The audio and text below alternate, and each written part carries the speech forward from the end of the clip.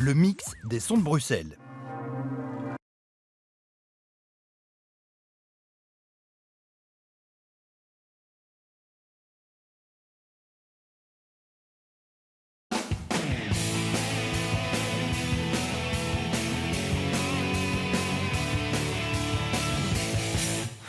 Tous les mercredis et vendredis, entre 19h et 20h, avec Soraya Amrani et Charlotte Maréchal, Bruxelles revit. Bonsoir à tous, bonsoir Soraya. Bonsoir Charlotte, bonsoir à toutes, bonsoir à tous et bienvenue dans cette déjà deuxième édition de Bruxelles Revit. Vous le savez, maintenant on a rendez-vous tous les mercredis et vendredis entre 19h et 20h. On part en vadrouille un petit peu partout dans cette bonne vieille ville de Bruxelles pour suivre de très près cette sortie de confinement. Toutes les semaines, un nouveau quartier, une nouvelle commune. Vous aurez peut-être reconnu l'endroit dans lequel on se trouve ici ce soir. Pour les habitués, en tout cas, nous sommes au café de la Maison du Peuple à Saint-Gilles, et à Saint-Gilles, nous allons suivre de très près, grâce aux opérateurs locaux, cette sortie de confinement. On va parler de culture, on va parler de cohésion sociale, on va parler de beaucoup de choses ce soir, Charlotte. On va aussi écarter un petit peu le quartier du Parvis de Saint-Gilles, puisqu'on parlera de la tricoterie, on parlera évidemment du bar qui nous accueille ce soir, la Maison du Peuple, café Maison du Peuple, et puis il y aura de la musique en fin d'émission, et évidemment un concours, puisque vous pouvez gagner des places d'entrée pour Mini Europe tout au long de cette émission. On vous expliquera tout ça dans quelques instants. Et pour démarrer, comme de coutume, on va faire un petit peu le point historique sur le lieu, en tout cas, disons, cette partie de Saint-Gilles dans laquelle on se trouve ici ce soir. Et je rappelle que nous sommes du côté du Parvis. Pour ce faire, on a réclamé les lumières d'un membre du Cercle d'Histoire de Saint-Gilles. En l'occurrence, ce membre, c'est vous, Jean-François Gayssen. Merci d'être des nôtres ce soir. Tout plaisir pour moi. Alors, on va peut-être démarrer ici par le Parvis. Finalement, question peut-être idiote, mais un Parvis, c'est quoi et quelle est l'histoire de ce Parvis ici? Alors, le Parvis de Saint-Gilles était à l'origine juste devant l'église du Parvis de Saint-Gilles. Il y a une église est à cet endroit-là depuis fort longtemps, c'est la troisième église. Il y a toujours eu un Parvis devant. Il était parfois orienté autrement. Il y avait un cimetière à côté, là il n'y a plus. Bon. Et ce Parvis de Saint-Gilles tel qu'on le connaît maintenant date de fin 19e, début 20e. C'est-à-dire que derrière moi, là où il y a le Café Flora et le Parvis, il y avait une rue qui s'appelait la rue Jourdan, qui arrive de là-haut, de la colline d'ailleurs. Un petit quartier avec des petites maisons un peu anciennes. Un café assez connu qui s'appelait la Cour Royale. Et tout ça a été démoli pour faire place au Parvis et augmenter la taille du marché. Et quel était le but en fait de ce Parvis, mis à part l'organisation du marché? L'ancien Parvis ou le nouveau? Le nouveau. Le nouveau, en fait, répondait à un accroissement de la population. C'est-à-dire qu'à partir de 1840, la population Saint-Gilles, qui était un faubourg, a commencé à devenir une ville. Et de 20 000 habitants à une certaine époque, je ne suis pas historien, dans ce magnifique bouquin là que je expliquerai tout à l'heure. On en reparlera, oui. De 20 000 habitants, on est arrivé en 1919, par exemple, à 70 000 habitants. Donc il fallait absolument créer des infrastructures qui puissent accueillir, par exemple ici, un marché suffisamment grand pour nourrir tout le monde. Ouais. D'autant que ce marché de Saint-Gilles, on y vendait des choux de Bruxelles, bien sûr, parce que tout le monde sait que ça vient de Saint-Gilles. On y vendait aussi du mouron, des salades. Je savais pas du tout, moi, que les choux de Bruxelles étaient Saint-Gillois. Vous ne connaissez pas. Et on vendait quoi alors? Du mouron, c'est ça que vous dites? Du mouron. Le mouron pousse dans les pieds d'arbres un peu partout maintenant. Et c'est quoi le mouron? On pense que c'est une mauvaise herbe. C'est une petite plante qui rampe, oui, avec des toutes petites feuilles, des toutes petites fleurs blanches. Là, je vais dans mon métier, c'est pas normal. Mais bon, c'est pas grave. C'est historique. On en vendait quand même. Il y a des gens qui cultivaient ça. Et c'est une excellente salade. Voilà. D'accord. Ça, on ne mange plus maintenant de nos jours. J'aurais appris des choses grâce à vous ici ce soir. C'est pas fini. Alors, vous avez effectivement travaillé à la réalisation d'un livre consacré précisément à la commune de Saint-Gilles, mais vous avez aussi magnifique livre, absolument, effectivement, très, très, très belle édition, très belle conception de ce livre-là, qui est aussi une exposition. Mais j'ai moi entre les mains une chose encore très, très, très intéressante. Ce sont des plans où vous reprenez en quelques totems différents coins de la commune de Saint-Gilles. On va peut-être commencer par la barrière, qui porte bien son nom. Je suis sûre qu'il y a des tas de gens qui parlent de la barrière de Saint-Gilles au quotidien sans savoir ce que c'était initialement. Rappelez-nous, c'est quoi finalement cette barrière? C'en était une, oui, pour de vrai? Oui, c'en était une, vraiment. Depuis des centaines d'années, on percevait des octrois à cet endroit-là. Donc, c'était des taxes. Il faut savoir que Saint-Gilles, via la porte de Halle, c'est l'entrée sud de Bruxelles. De tout ce depuis que Bruxelles existe, tout ce qui arrivait du sud, tout ce qui était maraîcher, tout ce qui se mangeait, tout ce qui permettait de se chauffer, de cuisiner, et même ceux qui venaient d'Italie passaient par la porte de Halle. Donc il fallait bien percevoir des taxes pour entretenir les chaussées, la chaussée de Waterloo notamment, à partir de la barrière. Il y a, dans ce livre, ce merveilleux livre, il y a des gravures d'époque où on voit la barrière telle qu'elle était, avec un panorama de Bruxelles. C'est assez saisissant, je dois dire. Et quel sens de continuer à l'appeler la barrière alors que ça n'en est plus une? Parce que c'est un lieu dit et que le fait d'appeler ça la barrière, d'abord tout le monde connaît. Et puis ça fait référence au passé. Avant qu'on ne connaisse la barrière telle qu'elle est maintenant comme un rond-point, à l'endroit où il y a la sculpture de la porteuse d'eau, il y avait à cet endroit-là une guinguette, la guinguette de la barrière, dont il y a des photos ici. Et les gens venaient en tram depuis le centre-ville, faisaient leurs courses à Saint-Gilles, terminaient là-bas et repartaient en tram vers Bruxelles. Et donc on voit, hein, ce sont des vestiges du passé qui continuent à bien s'intégrer avec l'urbanisme d'aujourd'hui. Est-ce que tous ces vestiges contribuent à l'identité saint-gilloise? Vous sentez que tous ces lieux, tout ce patrimoine, c'est une part de l'identité de cette commune et de ceux et celles qui l'habitent? Je pense que oui. Faut dire que Saint-Gilles a été construite telle qu'on la connaît à partir de 1860, surtout à partir de 1880 jusqu'en 1910, donc ça donne un style assez relativement homogène, je dirais. C'est construit sur une colline. Et puis, ça a toujours été un lieu de passage. On a aussi la plus grande gare du pays, c'est pas pour rien. La gare du Midi est à Saint-Gilles. Il faut savoir que, par exemple, au Moyen-Âge, les gens qui venaient du Sud, ils devaient passer le matin très tôt par l'octroi de la porte de Halle, qui est relativement étroit, loger à Saint-Gilles dans des auberges. Et bon, on a toujours su faire la fête à Saint-Gilles. Donc je pense que ça continue et que ça continuera encore parce que c'est un lieu de passage, un lieu de vie. C'est extrêmement vivifiant. Et ces lieux aussi donnent maintenant que les temps ont changé, qu'on respecte un peu plus, franchement plus le patrimoine. Ça devient très joli et très attractif. Ça donne très envie de s'y promener en tout cas. Merci Jean-François Guessen d'avoir partagé avec nous vos lumières concernant Saint-Gilles. On reviendra, j'ai déjà pris rendez-vous. Pardon ? Mon amour de Saint-Gilles. Votre amour de Saint-Gilles. Oui, c'est très romantique ici, c'est ça. On vous retrouvera. J'ai déjà pris rendez-vous avec vous pour évoquer peut-être plus en détail la réalisation de ce livre. Et puis on pourrait en parler pendant des heures de Saint-Gilles. Ah oui, vous nous le disiez d'ailleurs, Saint-Gilles, une commune festive qui continue de l'être, et notamment grâce à des lieux comme celui dans lequel on se trouve ici ce soir, des cafés, des bars qui vont réouvrir d'ici quelques jours. Et précisément, Charlotte, vous avez le patron du café de la Maison du Peuple à côté de vous. Exactement, alors je vais me déplacer, je vous emmène dans ce bar mythique du Parvis. Alors c'est le café Maison du Peuple, il ne réouvrira pas ses portes lundi mais bien mercredi. On est vraiment dans les préparatifs de cette réouverture puisque tout a été fermé pendant 3 mois. J'ai effectivement Thomas Coq à côté de moi. Bonjour Thomas. Alors cette réouverture à partir de mercredi. On vous a surpris en pleine réunion, juste avant l'émission, en pleine réunion avec votre personnel. C'est une organisation titanesque.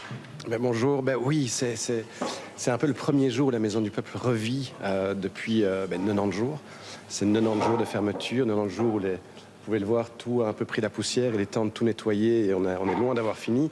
Raison aussi pour laquelle on ne peut pas absolument ouvrir lundi, on sera trop short. Donc on a décidé de prendre un peu plus de temps et de pouvoir faire les choses bien, faire les choses comme il faut qu'elles se fassent et donc d'ouvrir mercredi. Alors c'est un quartier nocturne, le Parvis de Saint-Gilles, connu pour ses bars, connu pour ses restaurants. Et c'est vrai qu'il a été endormi là pendant 3 mois. Qu'est-ce que ça fait de voir ce bar si vide alors que vous avez l'habitude depuis 2008 d'être ouvert 7 jours sur 7 ? Ça fait un peu mal au cœur. Après c'est une situation exceptionnelle, c'est une situation qu'on a acceptée, bon gré, mal gré. Mais voilà, maintenant on doit vraiment se focaliser sur l'avant.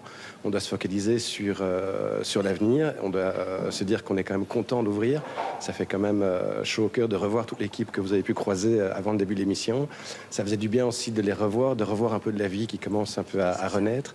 Mais c'est clair que le Parvis a connu une sorte de bulle d'absence d'activité pendant 3 mois qui était complètement unique. On sent du coup le positivisme. Il y a aussi un peu d'anxiété de se dire tiens, comment est-ce que ça va se passer? Qu'est-ce que vous avez mis en place? Et surtout, quels sont peut-être les espoirs? Est-ce qu'on se dit mercredi, il y aura du monde, il n'y aura pas de monde? Qu'est-ce qu'on entend comme écho? J'ai pas de boule de cristal. Maintenant, il y a vraiment dans le bon côté. On sait qu'on va être soutenu par une partie de nos clients habituels, peut-être des nouveaux, peut-être des gens qui se disent allez, on va donner un petit coup de pouce à l'Eureka et aller boire un petit verre sur le parvis de Saint-Gilles. Il n'y a pas que nous, il y a des bars un peu partout sur le parvis, donc on doit vraiment essayer de faire venir tout le monde de manière générale dans un quartier qui est quand même assez festif. Et puis les craintes, elles sont quand même là aussi. On va commencer par ouvrir que les soirs parce qu'on doit installer un service en salle qui est complètement obligatoire. Et on a énormément d'espace, comme vous pouvez le constater. On a beaucoup de tables. En extérieur, on va avoir beaucoup d'espace aussi. Donc, on va devoir apprendre un nouveau métier. C'est ça, parce qu'en fait, ceux qui ne connaissent pas encore le Café Maison du Peuple, eh bien, c'est l'identité même de ce bar. C'est qu'on vient au bar, on vient chercher sa bière, on vient chercher sa boisson, et puis on repart s'installer à table. Alors, certes, il y aura peut-être du monde, des groupes de 10 même, mais ça veut dire qu'il n'y a plus de bar. C'est fini, le fait de venir chercher sa boisson. C'est terminé, c'est complètement proscrit. Plus personne debout avec un verre en main. Les seuls clients debout en mouvement, c'est pour se rendre aux toilettes ou pour rentrer sur les lieux ou les quitter. Donc les gens sont consignés à leur table. Il y aura beaucoup de gestion de dispatching et d'optimisation des gens en fonction des groupes qui arrivent. Donc ça, c'est aussi quand même vraiment un inconnu. On attaque avec optimisme, mais c'est quand même c'est l'inconnu qui est devant nous. Il y a peut-être aussi un message pour ceux qui ont eu l'habitude de venir. Il va falloir changer ses habitudes et surtout peut-être être un peu patient parce que ces automatismes, vous l'avez dit, vos employés, ils n'ont pas du tout l'habitude de le faire. Les personnes qui sont ici derrière le bar, il va falloir faire un tout autre métier. Un tout autre métier. Maintenant, c'est bien pour la clientèle aussi qui va pouvoir enfin profiter du Café Maison du Peuple à table, qui va pas devoir forcément attendre ici et aller chercher une table après. Donc c'est clair qu'au début, il y aura des couacs, il y aura des erreurs, il y aura des approximations, mais on fait tout pour former le personnel comme on peut. Il y a une énorme volonté de la part du staff de reprendre le boulot déjà, mais aussi d'offrir un nouveau service aux clients. On essaie de le voir comme quelque chose de positif encore et de se dire, allez, il y a vraiment peut-être une nouvelle relation avec la clientèle qu'on peut développer et on ne sait jamais, peut-être garder ça à l'avenir si c'est viable et de se dire peut-être qu'un jour le Café Maison du Peuple pourra servir ses clients même quand tout sera terminé à table. Ce serait quelque chose qu'on rêve. Donc malgré les cicatrices un peu négatives, parce que forcément cette crise a eu des impacts négatifs, il y a peut-être un peu de positif de se dire tiens, en fait l'identité elle peut aussi changer après 12 ans comme ça. Je crois qu'il faut se renouveler, il faut se repenser, il faut essayer tout le temps d'aller de l'avant, sinon à un moment on abandonne, on baisse les bras. On y a pensé à baisser les bras, on a eu des moments très très difficiles. Maintenant il faut qu'on se relève les manches, qu'on fonce, qu'on se pose pas trop de questions non plus et qu'on aborde chaque jour les uns après les autres en se disant qu'il n'y a que des jours meilleurs qui peuvent arriver. Alors il y a un côté très événementiel aussi avec ce café, des concerts, des jams, il y a les terrasses l'été pour ceux qui les connaissent puisque le parvis du coup s'anime en dehors du café, en dehors des bars et tout le monde se met sur les terrasses, il y a un monde fou. Comment est-ce qu'on imagine la saison estivale, la chaleur avec ces nouvelles restrictions, ces terrasses, comment est-ce que vous l'imaginez? Il y aura énormément d'encadrement nécessaire de la part de notre staff, c'est-à-dire qu'on va vraiment devoir dès l'arrivée des clients les encadrer, expliquer les mesures. Il va y avoir beaucoup de dialogue. On va devoir présenter des menus, on va devoir présenter toute une nouvelle série de mesures. J'espère aussi qu'il y aura une certaine forme d'autodiscipline de la part des clients. Tout le monde est au courant de la situation. On sait qu'on ne peut pas se lever et commencer à aller danser. Je crois que tout le monde va dans la même direction.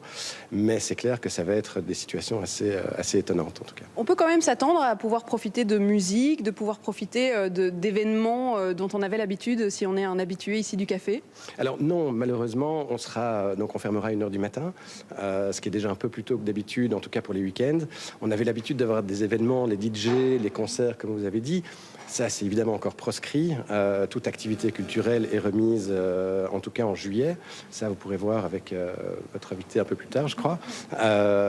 Mais donc, du coup, voilà, la limitation aussi de la musique, a priori, est de 80 décibels, ce qui n'est pas énorme. Ça va pousser les gens à pouvoir se parler à distance, de ne pas provoquer des rapprochements non plus entre les gens. Donc voilà, ça reste quand même, on est ouvert, mais dans des conditions qui restent quand même très particulières.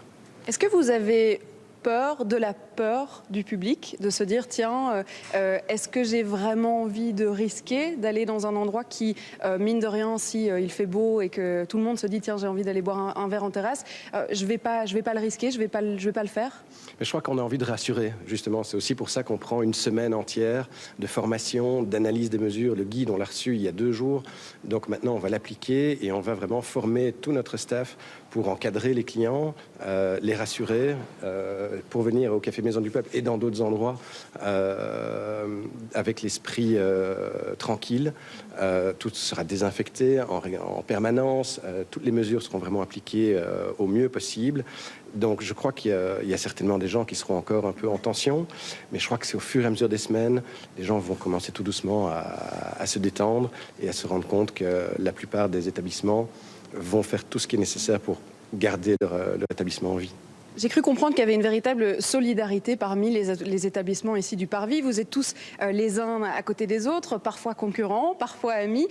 Il y a un véritable système de terrasses qui s'est développé, c'est-à-dire que vous allez pouvoir prêter votre terrasse à certains des établissements autour de vous et inversement allonger votre terrasse sur le territoire de ceux qui sont à côté de vous. Tout à fait.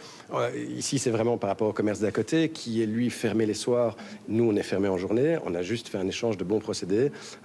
On va profiter de la terrasse de l'un et de l'autre au moment du fermeture de l'un et de l'autre. Donc je crois que c'est vraiment à l'image des commerçants du Parvis.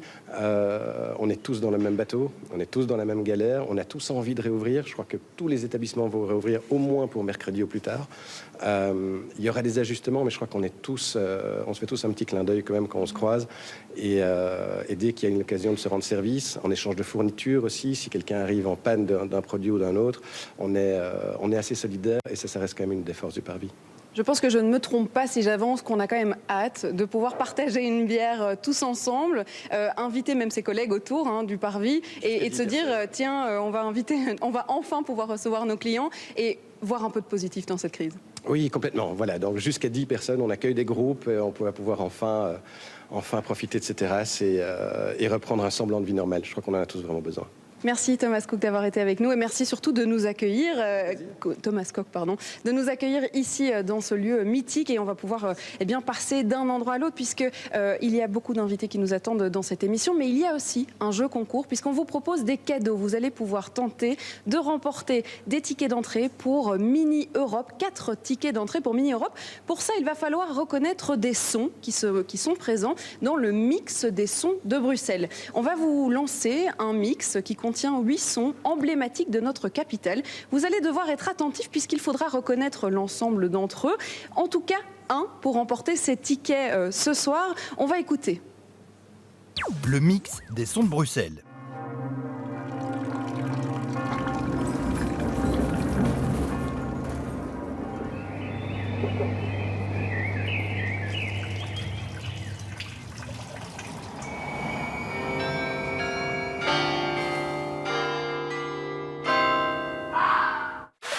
Bruxelles revit. Pour pouvoir remporter ces entrées pour le parc Mini Europe, il va falloir nous donner une réponse sur les sons que vous avez entendus. Il y en a qui sont un petit peu plus faciles que d'autres. Il y en a d'ailleurs un qui a déjà été découvert mercredi. Et il va falloir nous répéter celui-là aussi pour remporter les tickets aujourd'hui. Alors pour participer, il vous suffit de nous envoyer un mail, le mix des sons au pluriel @bx1.be avec vos coordonnées et votre réponse, sachant qu'il faut inclure la réponse de mercredi de l'émission passée. Allez, un indice, c'est un monument très connu à Bruxelles. Ça devrait être facile de le retrouver. Soraya, je me redirige vers vous. Et puis, on va faire une petite pause avant votre prochain invité. BX1+. BX1+. Train World, le musée du train au cœur de la gare de Schaerbeek, rouvre ses portes. Nous sommes heureux de vous accueillir à nouveau en toute sécurité. Locomotive à vapeur, train à grande vitesse, embarqué pour une expérience unique. L'expo Paul Delvaux, l'homme qui aimait les trains, est prolongé. Venez plonger dans son univers poétique. Découvrez aujourd'hui le train d'hier et de demain. Info et tickets, trainworld.be. Le virus apporte enfin de bonnes nouvelles. Tous masqués et bim, dans le tram c'est carnaval tous les jours. Avec le masque, tu souris avec les yeux, ça marche encore mieux. Bye bye les délicieux petits postillons du pote qui te parle de trop près. Pour vivre heureux, vivons masqués. The mask is the new black. Pas comme avant, mais la vie reprend. Gardons nos bons réflexes, portons nos masques. J'existe autrement. Une initiative de la région de Bruxelles-Capitale. Chez Attijari Wafa Banque Europe, nous nous mobilisons pour vous permettre d'aider vos proches en vous offrant la gratuité des solutions de transfert à distance vers le Maroc et la Tunisie. Pour plus d'informations sur l'offre de gratuité des transferts d'argent, rendez-vous sur www.attijariwafa.net. Attijari Wafa Banque Europe, votre histoire est aussi la nôtre. Sur BX1+, Bruxelles Revue avec Soraya Amrani et Charlotte Maréchal. 19h20, vous êtes toujours à l'écoute de Bruxelles Revue, Brussels Wake Up, c'est le nom de cette campagne menée conjointement avec nos camarades de Bruges. Alors ce soir, nous sommes sur la commune de Saint-Gilles, dans le café de la Maison du Peuple. On peut voir déjà sur le parvis une très belle lumière rasante. Il n'a pas fait forcément beau aujourd'hui, mais enfin là, ce début de soirée est assez lumineux. Une belle lumière pour accueillir nos deux prochaines invitées avec lesquelles on va parler culture. Bonsoir Victoria Careja. Bonsoir Soraya. Vous êtes artiste, peintre et sculptrice. Je ne vais pas ambitionner de décrire ce que vous faites, mais en tout cas, je vais encourager vivement nos auditeurs et auditrices à aller découvrir, ne serait-ce que déjà sur votre site, ce que vous faites. On sent une espèce de métabolisation de plein de courants artistiques. C'est vraiment, vraiment très intéressant. Et merci d'être parmi nous ici ce soir. À vos côtés, Juliette Roussel. Bonsoir. Bonsoir Soraya. Alors, vous êtes conseillère culture, Juliette, oui. Sur la commune de Saint-Gilles. Saint-Gilles a cette image d'être une commune très, très culturelle, très artistique, et c'est une réputation qu'elle mérite bien. On sait que ça a été terrible pour le secteur de la culture, ce confinement. On en sort progressivement. Il y a eu quand même des annonces qui ont été faites. Quels sont les derniers échos que vous avez pu entendre ? Peut-être l'écho intéressant, c'est le réveil. C'est effectivement un secteur qui a été proche de l'asphyxie. Saint-Gilles est connu pour la culture parce qu'il y a une forte présence artistique. À Saint-Gilles, le parcours d'artiste existe depuis 30 ans et il est lié à la forte présence d'ateliers d'artistes de tout secteur sur le territoire. Les chiffres Smart annoncent un grand nombre d'artistes aussi grands qu'à Ixelles. En fait, c'est à égalité avec la commune d'Ixelles dans Bruxelles, une forte densité artistique. Et donc, la commune vit au rythme, au tempo artistique en permanence. Donc, c'est une vitalité qui tient à sa population, mais aussi à une politique volontariste de soutien au secteur culturel. Effectivement, pour le service de la culture, à Saint-Gilles, c'est 25 personnes qui y travaillent. Le centre culturel Jacques Franck, qui est à Saint-Gilles, c'est 25 personnes aussi. Donc, c'est des infrastructures et beaucoup de personnes qui œuvrent, je dirais, à la politique culturelle communale. Mais alors, quels sont les échos que vous avez là depuis quelques jours ? Les échos étaient catastrophiques. Ça a été vraiment une brutalité de devoir tout arrêter, toute cette dynamique qui fait la vitalité d'une commune qui est densément peuplée et qui a l'habitude d'être toujours dans la rencontre, dans la proximité, dans l'échange. Eh bien, a dû se confiner, retrouver plutôt s'isoler. Chaque habitant a dû s'isoler. Et donc, les artistes sont, dans un premier temps, venus à la commune en disant « Qu'est-ce qui se passe ? Qu'est-ce qu'on fait avec ça ?» Je pense que passer la brutalité de la découverte d'un confinement imposé, cette asphyxie, c'est qu'est-ce qu'on fait avec le statut ? En fait, ça a visibilisé la difficulté. Et on a beaucoup entendu ce débat-là. Pour le coup, il a eu le mérite d'être lancé, d'être porté au devant de la scène. Mais aujourd'hui, alors que le déconfinement est en cours, est-ce qu'on entrevoit une sortie du tunnel ?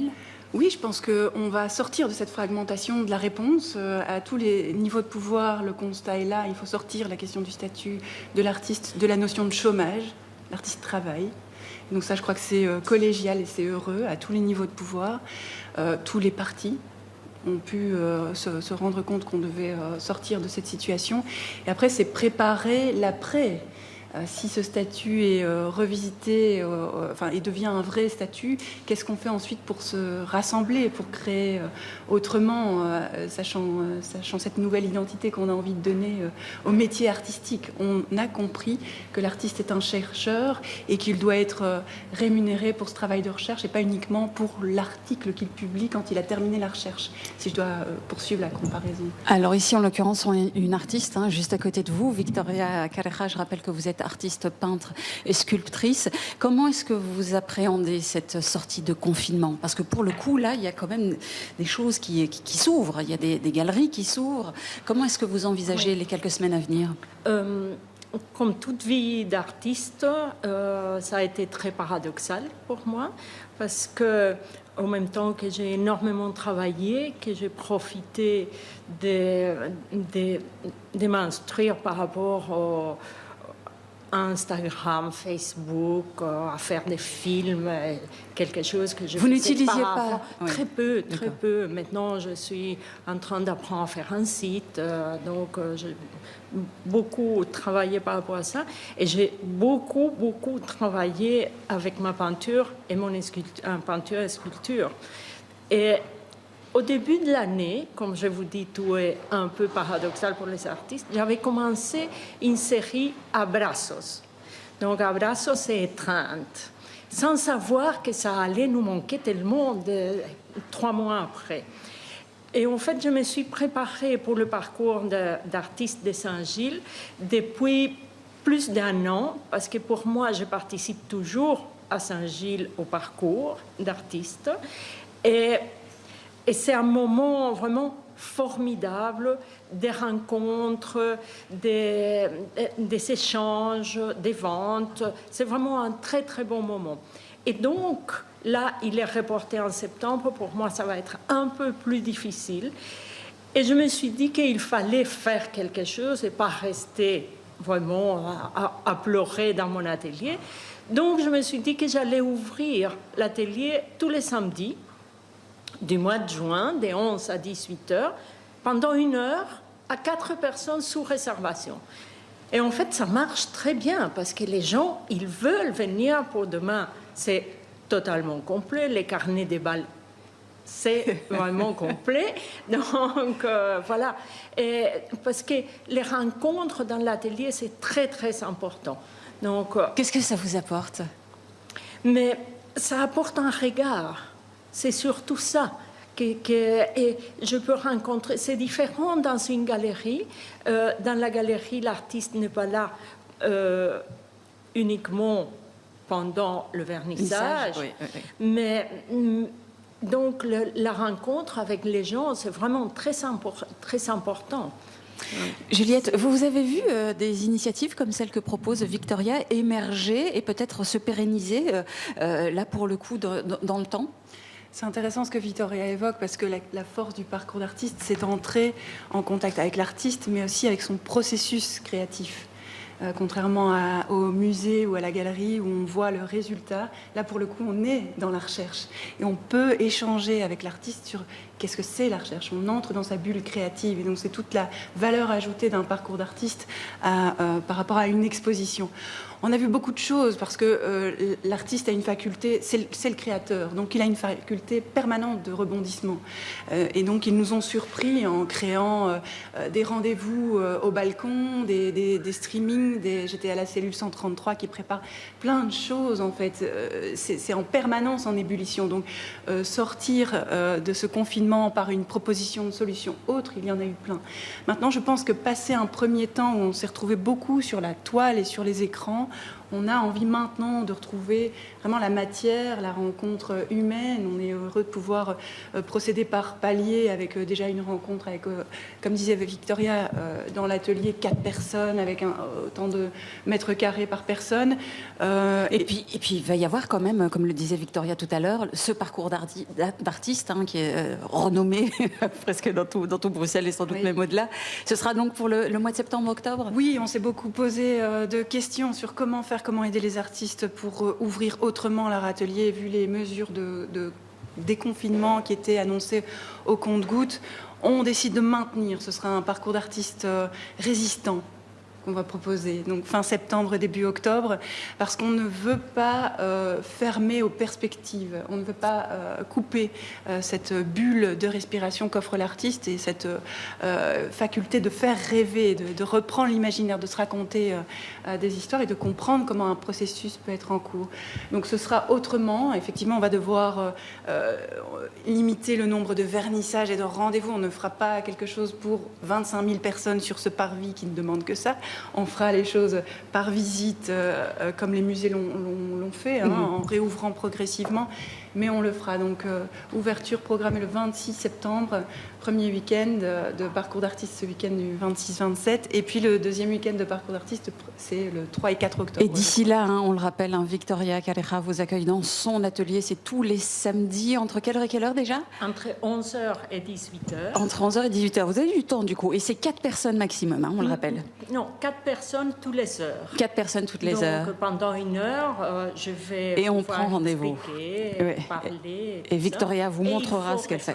Et il faut réserver impérativement. Merci à vous deux en tout cas d'être passés dans ce studio mobile pour nous raconter un petit peu le cœur battant. Il n'y a plus beaucoup de temps, donc c'est en 5 secondes. En 5 secondes, mais vraiment pas beaucoup plus. Vous nous suivez sur parcoursdartistes.be et vous verrez, on vous programme plein de belles choses aussi connectées avec le musée d'Ixelles à la Maison du Peuple qui est juste au-dessus. Faites bien de rappeler les réseaux sociaux parce qu'on y est aussi. Donc si vous voulez nous suivre, c'est sur le site internet de BX1+, mais aussi sur Facebook. Merci infiniment à vous deux d'être passés dans ce studio mobile ce soir.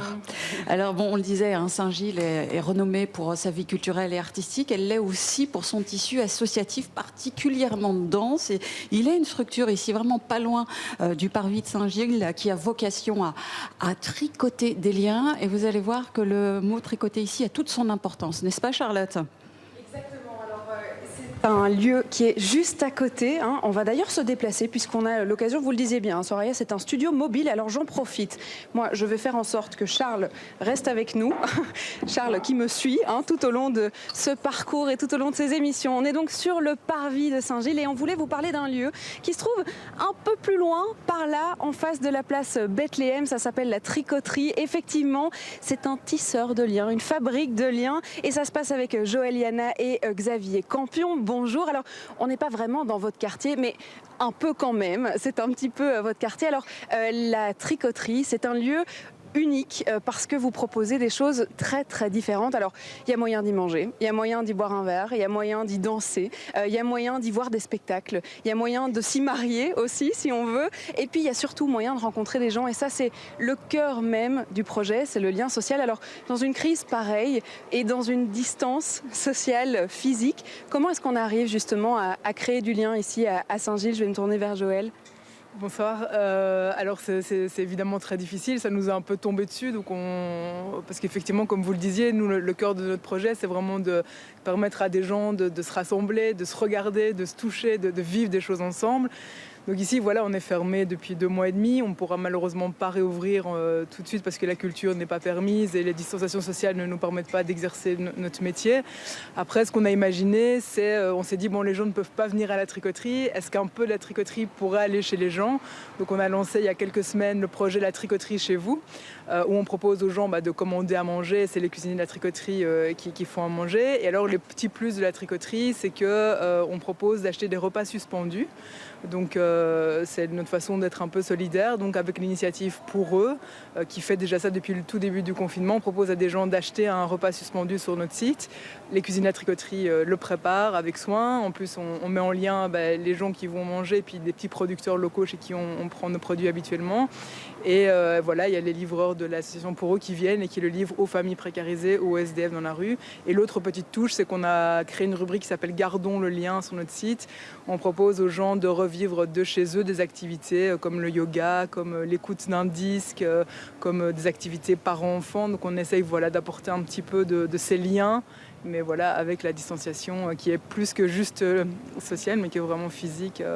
C'est vrai qu'il y a une véritable solidarité qui s'est organisée tout au long de cette crise. Alors il y a les côtés négatifs, il y a aussi des côtés positifs. Vous le disiez, il y a des initiatives qui sont nées. Ça veut dire, Xavier, qu'on va profiter du positif de cette crise pour continuer ce genre d'initiative et peut-être du coup aller un peu plus loin que ce qu'on faisait déjà, donc fabriquer des liens dans la tricoterie, mais d'aller carrément chez les gens en se disant mais en fait on peut faire des rencontres comme ça aussi.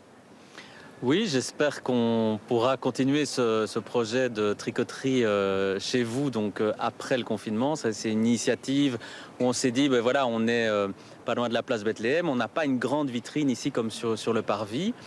Et donc voilà, il y a encore des gens qui ne nous connaissent pas. Et si on fait un partenariat avec Urba et que si on a des vélos tricoterie qui se baladent dans les rues, oui, c'est quelque part amener l'esprit de la tricoterie, de la convivialité. jusque dans les maisons, quoi. Comment est-ce qu'on peut imaginer refaire un couscous solidaire? Comment est-ce qu'on pourrait imaginer rassembler des centaines de personnes autour de la même table? Parce que c'est vrai que c'est ça qu'on peut faire à la tricoterie. Avec les mesures, avec le déconfinement, est-ce qu'on a quand même espoir de pouvoir le faire bientôt? Et surtout, comment est-ce que vous allez pouvoir mettre ça en place? Je dirais que malheureusement, nous, on est très très inquiets parce qu'on est au carrefour entre culture, événementiel et Horeca. On ne parle pas beaucoup du secteur événementiel. C'est énormément d'acteurs à Bruxelles. On est une ville internationale. Voilà.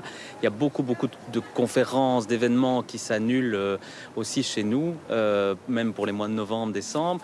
Et donc, on s'apprête à vivre, enfin, on vit déjà des mois très difficiles. On s'apprête à vivre des mois encore très très très compliqués. Et voilà, garder le lien social dans un lieu, enfin voilà, avec toutes des mesures qui sont antinomiques avec l'esprit de faire la fête et voilà, et de retrouver cette chaleur. On espère vraiment que les chiffres vont être bons et que voilà, l'étau va petit à petit se desserrer. On attendait vraiment aussi d'avoir des perspectives beaucoup plus concrètes pour, comme tout le secteur culturel, parce qu'il y a des mesures énoncées, mais on reste finalement dans le flou et on ne voit pas de lueur au bout du tunnel pour le moment. Et donc voilà, on interpelle aussi le monde politique par rapport à ce secteur culturel et ce secteur événementiel, quoi. Oui, parce que la difficulté, c'est aussi que vous êtes pluridisciplinaire. Donc ça veut dire que si certaines conditions sont à remplir pour le monde culturel, elles ne seront peut-être pas pour le monde événementiel. Et donc il va falloir homogénéiser. Pourquoi est-ce que j'utilise ce genre de mots? Ça n'a vraiment pas... Il va falloir rendre ça homogène, c'est-à-dire pouvoir faire en sorte de redémarrer les activités de la tricoterie sans mettre en péril les conditions sanitaires. Oui, et aussi il y a toute une donnée économique, c'est-à-dire qu'on ne peut pas ouvrir un lieu ou des événements comme, je sais pas, la Balkan Party qui est chez nous un superbe événement avec parfois 700 personnes. Ça marche pas avec 70 et voilà, donc il y a le brunch familial, il y a toute une série d'activités qui sont pas envisageables avec ces mesures. Donc voilà, moi je n'ai qu'un espoir, c'est un retour, j'allais dire pas un retour, bonjour, pas un retour à la normale, j'aime beaucoup ce slogan, pas de retour à la normale. On espère aussi qu'il va y avoir une réflexion sur un monde plus durable, un monde plus solidaire, mais voilà. Qu'est-ce qu'il en sera? Nous, on est un acteur de changement. On milite tous les jours pour que voilà, les gens réfléchissent à ce qu'ils mangent dans leur assiette, qu'ils réfléchissent à un modèle de société où on n'est pas complètement individualisé. Donc voilà, on espère qu'il y aura quand même du positif qui sort de cette crise, mais il faut qu'elle s'arrête, quoi. J'allais y venir parce que c'est vrai que vous êtes très investi dans le monde culturel, associatif, etc. Alors, Joël, est-ce qu'on a quand même envie de garder un peu de sourire? Est-ce qu'on a quand même une part d'enthousiasme, d'espoir, ou est-ce que tout est noir? Non, pas du tout. On est regonflé, on a notre énergie, on a envie de la dépenser. Voilà. Après, il s'est passé par exemple une petite anecdote à laquelle je pensais en vous écoutant tout à l'heure, c'est qu'on a des gens très proches de nous qui sont des artistes, des créateurs, et qui nous expliquaient que voilà, malgré qu'ils avaient le temps, puisque tout s'était un petit peu arrêté, ils étaient incapables de créer. Et quand je discutais avec eux, ils me disaient, mais en fait, je me rends compte que j'ai besoin des autres pour exister, quoi. Et je me suis dit, quelque part, c'est quelque chose qui est très touchant, parce que dans notre idée de fabrique de liens, où on se dit qu'on est mieux quand on est avec d'autres personnes, ça redonne encore plus de sens. Donc effectivement, on est un peu empêché, mais l'énergie, elle est clairement là. On a envie de continuer de porter cette proximité humaine qui nous manque en fait à tous. Et c'est flagrant encore plus maintenant, quoi. On a presque tous envie de se faire un câlin et de pouvoir effectivement être un peu plus proche. Merci beaucoup Joël, et merci Xavier d'avoir été avec nous pour parler de cette tricoterie. Alors moi je vais vous emmener encore un peu plus loin parce que moi j'ai envie de vous faire participer ici à la vie du Parvis de Saint-Gilles. Je ne sais pas si Adrien est là, mais en tout cas Adrien est le gérant de Patatac. C'est une friterie artisanale et lui aussi il est en train de vivre cette crise un peu comme tout le monde.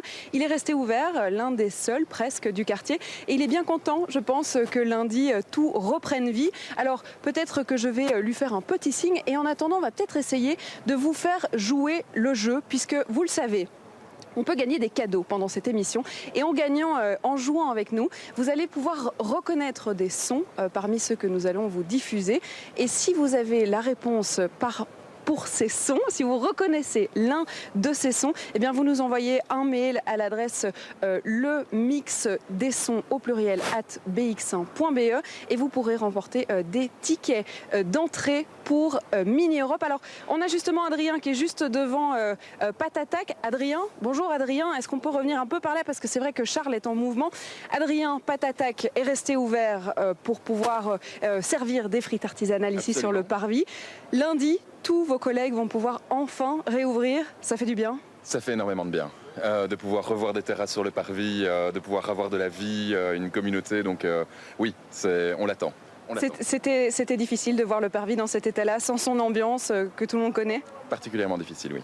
Bon, mais en tout cas, on vous souhaite plein de courage pour cette reprise et puis en espérant que tous les bars puissent réouvrir à partir de lundi. Merci Adrien, je me redirige vers Soraya, je vous rejoins. On vous retrouve juste après une petite pause, Soraya. BX1+. BX1+. Une réception, un gala, un festival ou tout autre événement à fêter ou à organiser, que ce soit de la décoration, de la location ou des impressions personnalisées, Déco Dream est là pour faire de votre journée un moment inoubliable. Location de matériel, décoration de A à Z, stickers sur mesure, contactez Déco Dream. Notre équipe est à votre écoute.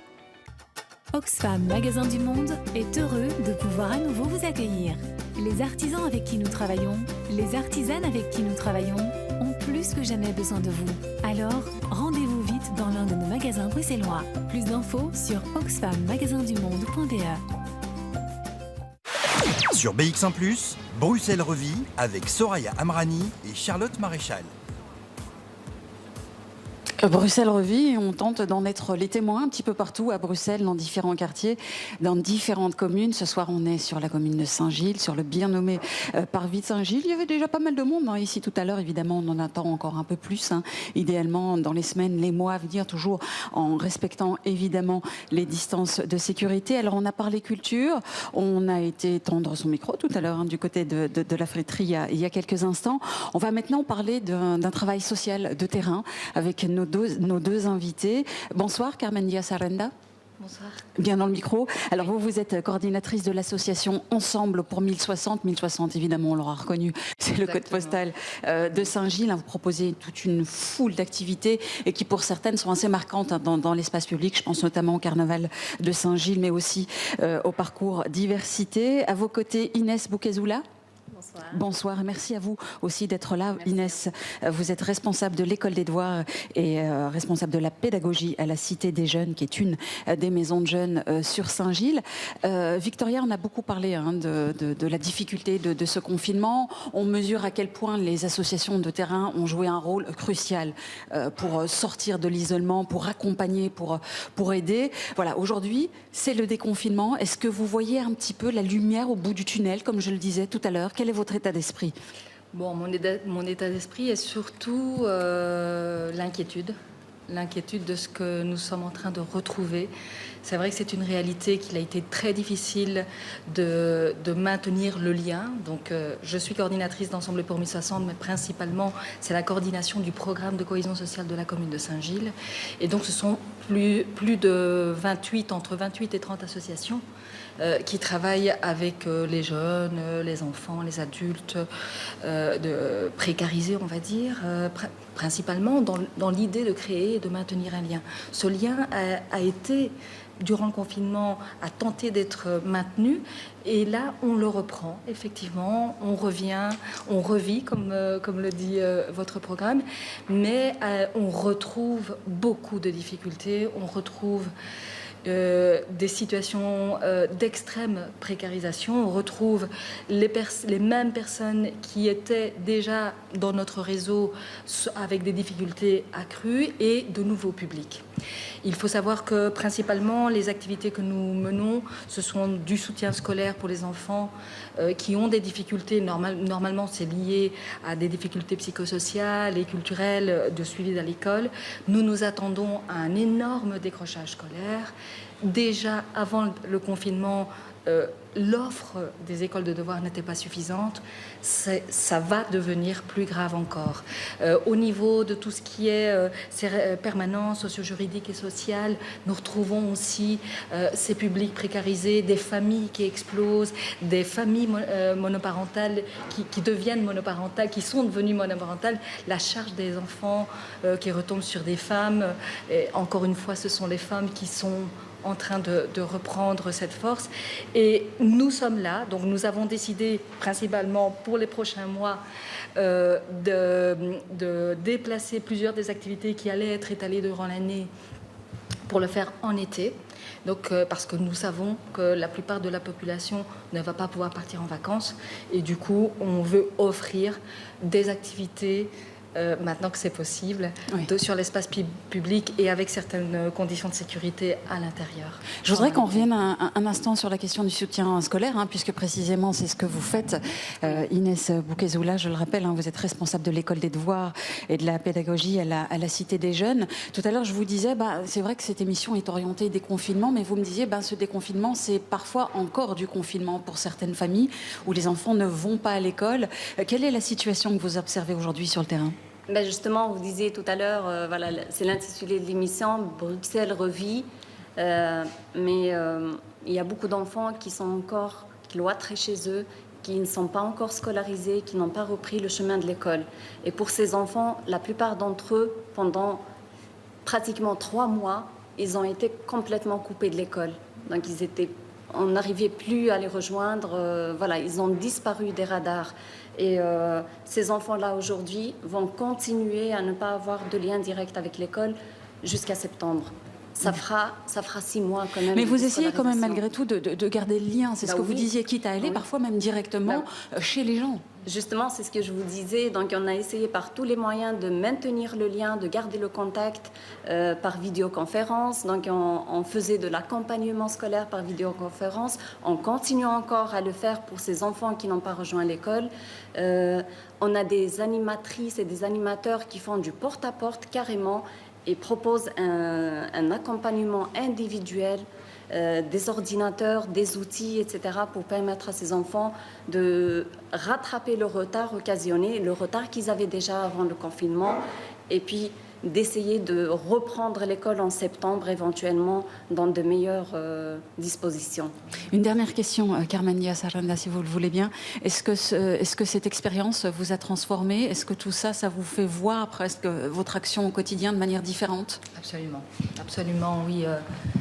Disons que c'était déjà une sensibilité qui existait. Évidemment, ce qu'il arrivait avant le confinement n'était pas non plus couleur de rose. Mais là, c'est l'expression maximale du besoin des gens. Vous savez, maintenant, nous, on fait du soutien scolaire, on essaye d'éviter le décrochage scolaire des enfants, des jeunes, de leur offrir un horizon, à une possibilité de faire autre chose que la réalité parfois leur offre. Mais là, on se retrouve à avoir des populations qui font des fils et des fils pour avoir un colis alimentaire. Et donc, on nous demande, ces colis alimentaires ont été distribués souvent dans les parties les plus populaires de la commune par des initiatives citoyennes. Des gens, tout simplement, qui se sont organisés et qui ont commencé à les distribuer. Et on nous dit maintenant, le besoin est toujours là. On est en déconfinement, mais le besoin est là. Ces familles se retrouvent sans la capacité réelle de donner à manger à leurs enfants. Donc oui, le soutien scolaire, et on va tout faire, et je vous dis, l'été va répartir une série d'activités pour les enfants et pour les jeunes et pour les adultes aussi. On essaye de mettre en place une radio, etc. Mais il y a un fond quand même particulier qui nous remet tous en question, et j'aimerais aussi qu'on se remette tous en question aussi. On entend le sentiment d'alerte des actrices de terrain que vous êtes. Merci en tout cas d'être venue partager cette expérience avec nous. Carmen Díaz-Aranda, je rappelle que vous êtes coordinatrice de l'ASBL Ensemble pour 1060, Saint-Gilles, et vous, Inès Bouquet-Zoula, responsable de l'école des devoirs et de la pédagogie à la Cité des Jeunes, maison de jeunes ici à Saint-Gilles. Merci infiniment à toutes les deux d'être passées. Alors Charlotte, on va terminer terminer l'émission en musique, mais avant cela, chose promise, chose due, on va quand même suivre de très près ce jeu qu'on propose tous les 2 fois par semaine, les mercredis et vendredis soirs, dans le cadre de cette émission Bruxelles Revit. Évidemment, vous avez des tickets à gagner, des tickets d'entrée pour le parc Mini Europe. Alors, Mini Europe, c'est 4 tickets d'entrée, vous allez pouvoir emmener toute la famille. Pour ça, nous avons concocté un mix de sons bruxellois. Ce sont des sons typiquement bruxellois. Alors, un premier a été découvert mercredi. Il y en a 8 en tout, je vous préviens. Un premier a été découvert, c'est celui du Mannequin Peace. Oui, je vous donne quand même un énorme indice, c'est celui du Mannequin Peace. Alors, pour remporter les tickets aujourd'hui, il va falloir nous donner les 2 réponses, celle de mercredi et celle d'aujourd'hui. On s'écoute le mix des sons. Soyez bien attentifs. Le mix des sons de Bruxelles.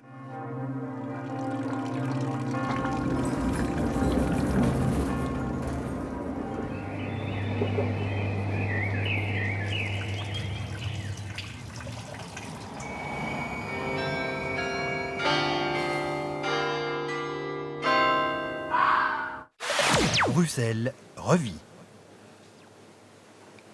Si vous avez reconnu l'un de ces sons, c'est très spécifique. Attention, il y en a qui sont particulièrement compliqués. Il y en a 8 en tout. Si vous avez une réponse, vous envoyez votre réponse et vos coordonnées complètes à l'adresse le mix des sons au pluriel @bx1.be. Et surtout, soyez attentifs tout au long de nos émissions puisque vous pourrez aussi remporter un panier garni si vous trouvez, et seulement si vous trouvez, les 8 sons qui compose ce mix-là. Alors on avait dit qu'on terminait en musique aujourd'hui et ça tombe bien parce qu'on a un groupe qui nous attend de l'autre côté de la pièce. Alors je me déplace encore une fois. C'est Yaya Bossa. Yaya Bossa qui nous accompagne aujourd'hui. Alors il nous accompagne aujourd'hui mais c'est pas que aujourd'hui parce que vous avez été dans Bruxelles un peu pendant tout le confinement. On a fait vivre cette musique. On a voulu mettre du baume au cœur pendant cette crise. C'est-à-dire que vous avez été dans certains quartiers dont évidemment Saint-Gilles qui est l'un de vos quartiers de cœur puisque certains d'entre vous habitent ici. Alors, on a décidé de venir à 20h pour applaudir nos personnels soignants, notre personnel soignant et surtout faire de la musique. Alors, Yaya Bossa, il est composé de Jérémy Van Mol, ici à la guitare, de Maya De Waal, ici et de Caroline Tellier. Alors, comment ça s'est passé, ces rendez-vous à 20h? Quelle est l'impression que vous aviez quand vous alliez vous présenter et jouer de la musique dans ces quartiers-là? Maya, Caroline? Déjà que les gens avaient vraiment besoin d'avoir du spectacle vivant, parce que même quand c'était des petites chansons, on a fait plein de registres différents, les gens étaient hyper heureux, étaient hyper emballés, redemandaient. D'ailleurs, on a eu des messages sur Facebook de gens qui demandaient qu'on revienne, des gens qui nous appelaient pour qu'on aille dans leur quartier. Donc oui, vraiment une soif de culture, quoi. C'est vrai que la culture, elle est complètement à l'arrêt, toujours, qu'elle redémarrera doucement, mais sûrement. Alors Caroline, on sent qu'il y a eu une vraie solidarité dans ces quartiers. On a commencé à rencontrer ses voisins, en fait, tout simplement. On s'est dit, tiens, je ne connaissais pas la personne d'en face, eh bien maintenant que je la vois tous les soirs, j'ai envie de lui dire bonjour. Il y avait un peu ce côté de rassembler un peu, presque une famille de quartier. Oui, et c'est vrai par rapport à tous les le voisinage. Moi, j'ai commencé à connaître tous les voisins de mon quartier et on s'est regroupés tous les soirs. Et donc, du coup, par rapport à la chanson, il y avait vraiment un rassemblement, mais assez émouvant, en fait, et un besoin, en fait, de se rassembler. Et le prétexte, c'était la musique. Et les gens, ça leur donnait l'occasion d'avoir... de relâcher un peu les émotions et de relâcher un peu la pression qu'il y avait. Et donc ça, franchement, ça a fait du bien. Est-ce qu'on a besoin de cette culture? Parce qu'on l'a vu évidemment avec les interviews ici, c'est indispensable. Alors, comment est-ce qu'on fait sans vous en tant qu'artiste? Vous êtes un groupe, on n'a plus de concerts, il n'y a plus de manière de pouvoir venir s'exprimer. Alors bon, il y a beaucoup de débats évidemment, ce n'est pas que s'exprimer, être une artiste, on est bien d'accord, ni s'exprimer publiquement, voilà. Mais comment est-ce qu'on ressent cette crise en tant que groupe du coup? En tant que groupe, là pour le moment, c'est un peu au point mort. Parce qu'évidemment, on respecte le confinement un maximum. Mais après, tout ça va reprendre. Enfin, il faut rester positif. Il ne faut pas croire que c'est fini pour autant. Et je pense que là, voilà, le fait de rejouer dans la rue, nous, ça nous donne l'espoir de continuer. Et que rien n'est à l'arrêt, rien n'est perdu, rien n'est fini. Enfin, il faut juste garder le cap et continuer, quoi. Enfin, je dis ça à tous les artistes. Voilà, il faut continuer, absolument. Justement, au niveau de la créativité, je me retourne vers Maya. Est-ce que ça permet aussi d'avoir du positif, de pouvoir peut-être bosser à fond ou bien de pouvoir redévelopper d'autres choses au niveau musical ? Je vais parler très personnellement, moi sans public, sans être vraiment motivée par des choses extérieures. Personnellement, j'ai eu beaucoup de mal, j'ai eu du mal à m'y mettre et je sais que beaucoup d'artistes ont eu ce sentiment-là. Donc pour la création, non, le confinement, ça n'aide pas à savoir, ne pas savoir quand est-ce qu'on va rejouer, ça n'aide pas. Mais justement, se retrouver, par contre, rencontrer d'autres artistes, parce qu'il y a plein d'artistes qui ont fait ça, qui ont été dans les rues, des amis à nous, ça, par contre, ça a permis aussi de rester motivé, de garder un peu cet espoir, comme disait Jérémy, et d'être, créatif. Mais tout seul, coincé à la maison, sans savoir si on va avoir à manger, si on va avoir de l'argent et si on va retravailler dans les mois qui viennent, personnellement, pour moi, c'est impossible, quoi. C'est très compliqué. Bon, alors, on vous a entendu, mais on aimerait vraiment vous entendre. C'est-à-dire qu'on va pouvoir entendre un bout de ce que vous faites, Yaya Bossa, en tant que groupe. Alors, je vais carrément leur donner mon micro. C'est comme ça dans l'émission. Je vous le donne. Faites-en bon usage. On vous écoute. On vous laisse la scène ici du Café Maison du Peuple. Merci.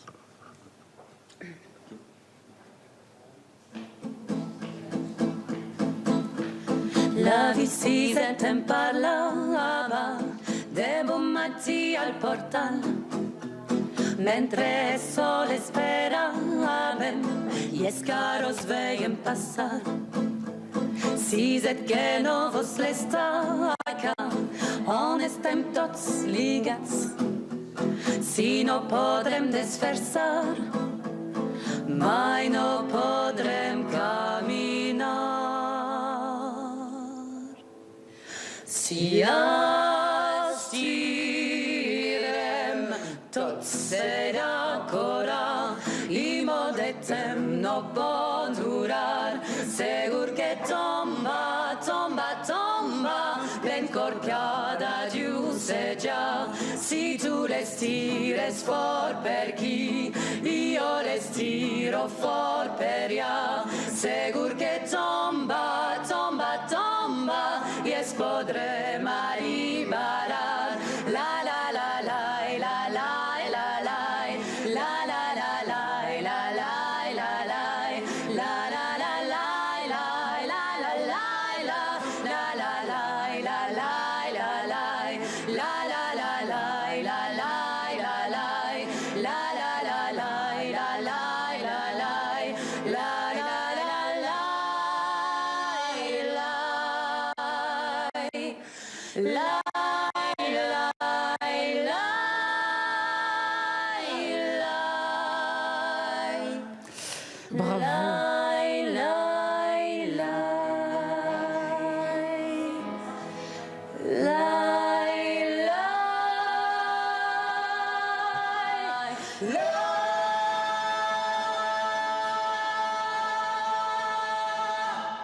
Bravo.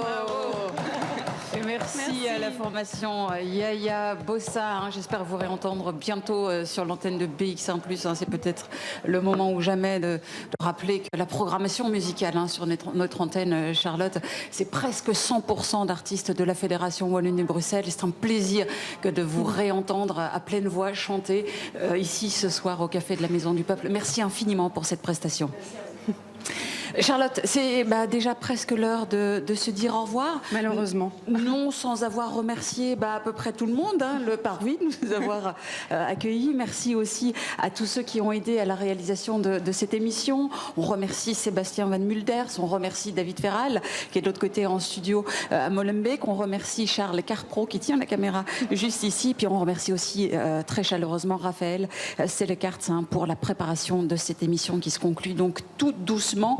Pour mieux vous revenir, ce sera la semaine prochaine, on l'a dit, 2 rendez-vous, le mercredi et le vendredi, dès 19h, Charlotte. Et puis en plus, il y aura encore des cadeaux à remporter. Alors ça, c'est quand même la bonne nouvelle, c'est que tout au long des émissions, il y a d'abord un cadeau à remporter le jour de l'émission, mais il y a surtout ce panier garni à remporter. Le 26 juin, à la fin, si et seulement si, vous trouvez les 8 sons qui se cachent parmi le mix des sons de Bruxelles, et il va falloir être attentif, donc on va continuer ça. On se retrouve évidemment mercredi, Soraya. Et on sera du côté d'Ixelles, en l'occurrence ambiance dans un lieu qu'on aime bien. C'est l'Horloge du Sud. Alors l'Horloge du Sud, c'est un restaurant métissé en plein cœur du quartier Matongué. On change d'ambiance, on change de quartier et c'est comme ça, Bruxelles vit. C'est rendez-vous à 19h. Eh bien, c'est le même rendez-vous, 19h, 20h en direct. Et l'occasion d'avoir de nouveau un plein d'invités de terrain, XLois ici pour le coup. On reviendra sur l'histoire de ce quartier aux alentours de l'Horloge du Sud, Chaussée-d'Oivre. On parlera culture aussi avec notamment Awa Sénessar qui organise à l'Horloge du Sud une série de rencontres littéraires avec des auteurs d'Afrique. On parlera de 1001 choses. Soyez là au rendez-vous. Ce sera donc mercredi prochain dès 19h en direct comme de coutume. Il y aura des rencontres, il y aura des cadeaux et on espère en tout cas encore plein de surprises et puis surtout un beau live pour conclure cette émission. Charlotte, merci infiniment. Mais merci Soraya, merci à vous de nous avoir suivis et on vous attend mercredi. Bonne soirée. Jusqu'à 21h, c'est 100% pop sur BX1+.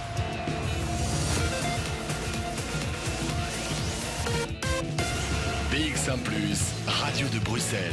Radio de Bruxelles.